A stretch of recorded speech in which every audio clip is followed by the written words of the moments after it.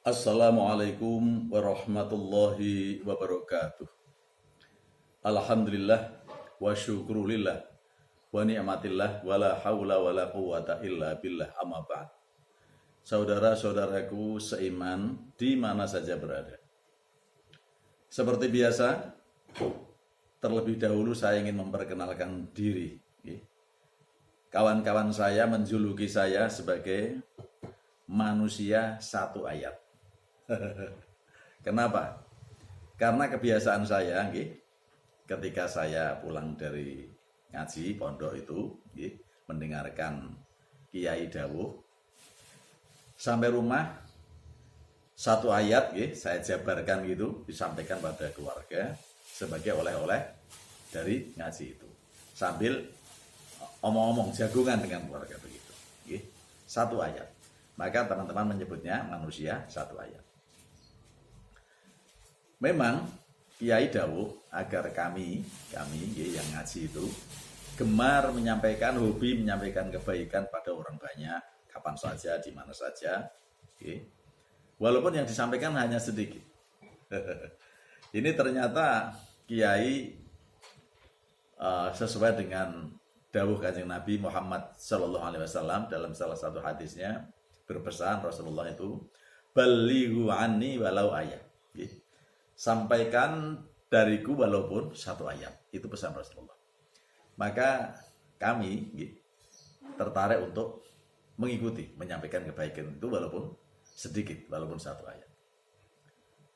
Bukan untuk menggurui, bukan untuk mengajar, mulang, bukan. Bandane opo.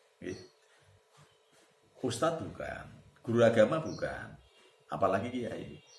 Tapi kan boleh ikut-ikutan menyampaikan kebaikan pada orang banyak gitu. Saudara-saudaraku, kemudian ini tadi nama manusia satu ayat saya jadikan channel YouTube saya yang isinya juga pesan singkat, menyampaikan satu ayat itu, menyampaikan kebaikan satu ayat bagi yang berkenan tentu saja, sebagai channel YouTube saya. Ada dua, yang satunya adalah juga channel YouTube saya yang saya beri nama Mahtub Hidayatullah.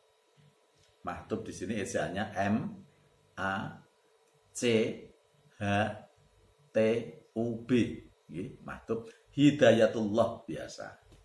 Ini berisi hiburan, keyboard itu ada yang berisi dengan nada dan pesan, ada juga yang hiburan. Untuk saudara-saudara sendiri yang menyebar, bukan untuk mencari subscribe, bukan untuk mencari subscribe yang banyak, bukan. Untuk hiburan sendiri.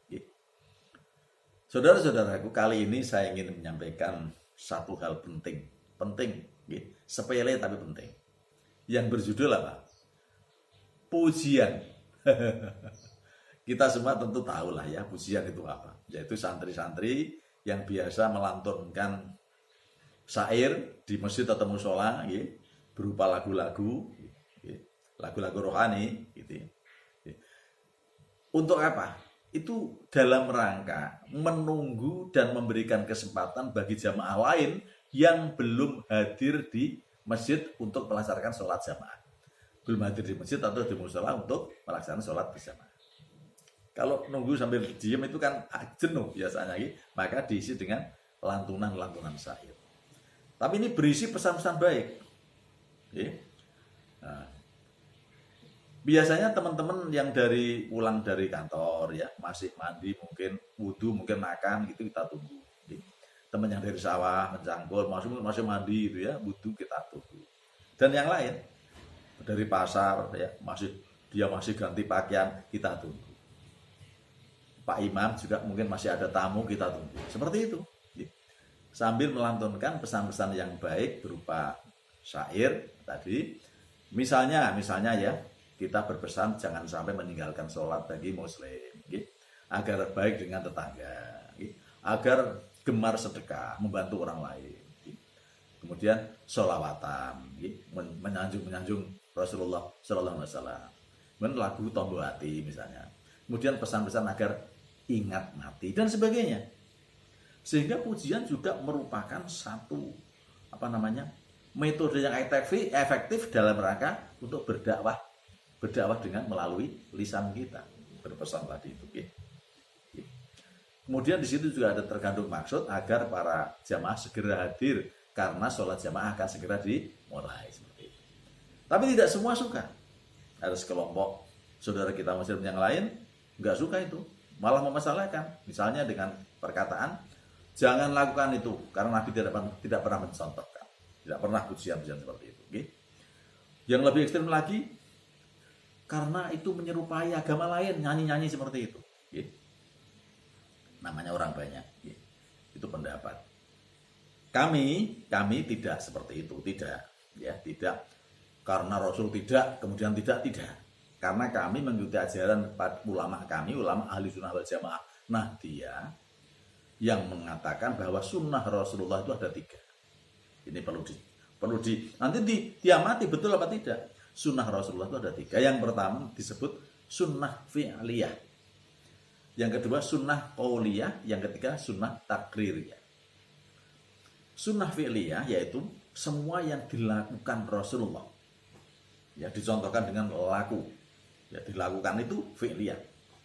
Udah kita lakukan, otomatis kita lakukan. Kemudian yang kedua sunnah qauliyah.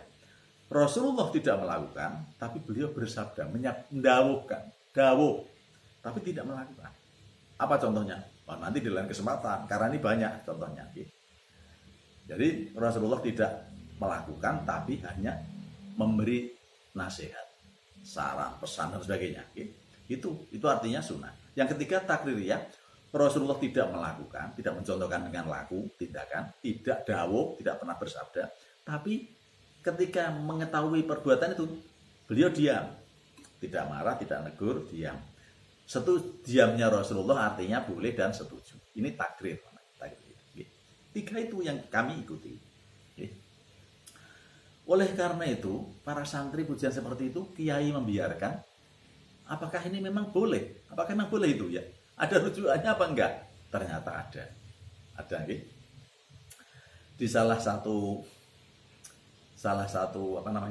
riwayat.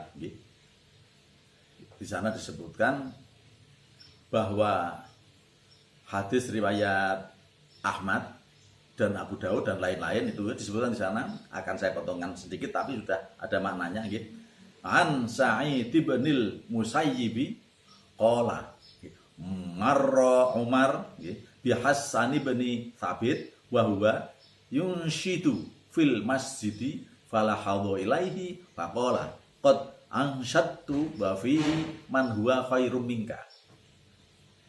Banyak, panjang, tapi saya potong di sini. Artinya dari Sa'id bin Al-Musayyib, ia berkata, suatu ketika Umar bin Khattab itu berjalan, kemudian bertemu dengan orang yang bernama Hasan bin Thabit, yang sedang melantunkan syair di masjid, sedang pujian itu. Kalau sekarang nyebutnya pujian. Kemudian Umar menegur pada Hasan itu yang sedang pujian itu. Tegurannya nggak dijelaskan dalam hadis tersebut, namun Hasan menjawab. Yang ujian tadi menjawab begini jawabannya.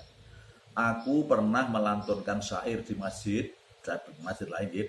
Padahal saat itu ada seorang yang lebih mulia daripada panjenengan, ya Umar.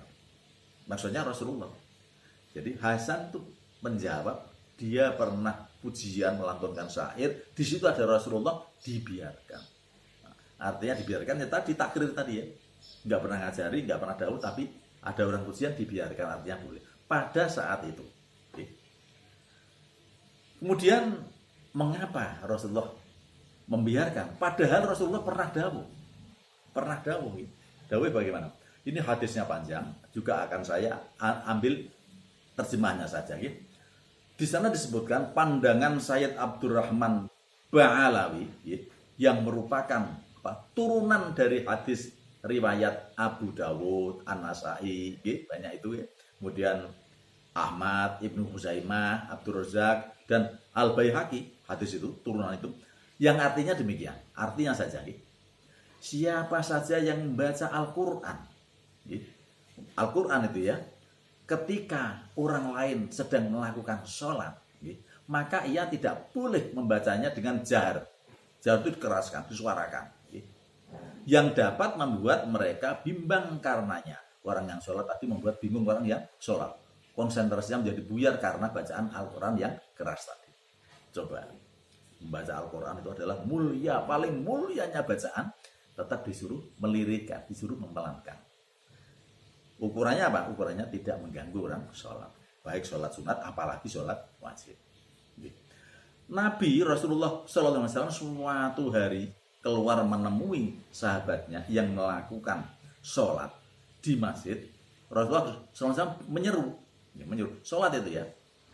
Wahai sekalian manusia, setiap kalian bermunajat dengan Tuhannya, ya. Oleh karenanya jangan sebagian melantangkan bacaan atas sebagian yang lain. Baik baca Quran itu di luar sholat maupun dalam sholat tetap tidak boleh keras, jahar keras sehingga mengganggu saudara yang lain sedang sholat. Itu ukurannya. Saya ingat dawuh kiai saya Mbah Mus itu ketika ngaji tafsir Jumat di pondok. Beliau pernah mengingatkan, kene maca Quran orang sholat ora usah banter-banter, sing lirih-lirih saja. Ternyata ini ada rujukannya hadis tadi itu. Terus bagaimana kesimpulan kita? Pujian itu adalah gawean saya sejak kecil sampai sekarang. Kalau dulu masih sedikit orang sholat, sehingga di mushola itu belum banyak orang yang banyu milih sholatnya, sehingga kita pujian itu relatif tidak mengganggu orang sholat. Tapi sekarang bagaimana? Sekarang ini di masjid, yang namanya masjid apalagi, orang sholat sunat itu kan banyu mili. Terus datang sholat, penjenengan kapan tidak mengganggu bacaan Quran, apalagi pujian. Berat mana nilainya baca Quran dengan pujian? Al-Quran saja tidak boleh keras, suruh melirikkan. Apalagi yang lain gitu aja, termasuk wiridan. Saya sendiri mengalami ketika mau pergi ke Surabaya sampai Tuban, mampir untuk sholat subuh di salah satu masjid yang pengeras suaranya keras sekali. Saya ketinggalan jamaah masjid. Saya sholat dengan keluarga jamaah, tapi karena wiridannya keras sekali dengan pengeras suara, maka saya gumur sholat saya, kacau semua. Betul, Rasulullah telah berpesan, baca Quran jangan sampai mengganggu orang sholat, apalagi yang lain. Yang lain termasuk ya wiridan, ya pujian itu kan. Sekarang bagaimana kesimpulannya? Tidak dilarang. Walaupun yang lain ada yang mengatakan seperti tadi. Silakan, tapi ada rujukannya. Tapi selama tidak mengganggu orang sholat. Jadi sekarang ini pujian sikon, melihat situasi dan kondisi. Kalau aman dari orang sholat, silakan. Tapi kalau banyak orang sholat, sebaiknya kita bagaimana? Ya misalnya pujian tetap kepengen pujian, dia mas jamaah yang sambil menunggu jamaah ya Subhanallah, Allahu Akbar, Subhanallah. Ini selama tidak mengganggu orang sholat. Itulah pujian. Tetap boleh, tapi tergantung situasi dan kondisi. Semoga bermanfaat. Wallahu muwaffiq ila aqwamit thoriq. Wassalamualaikum warahmatullahi wabarakatuh.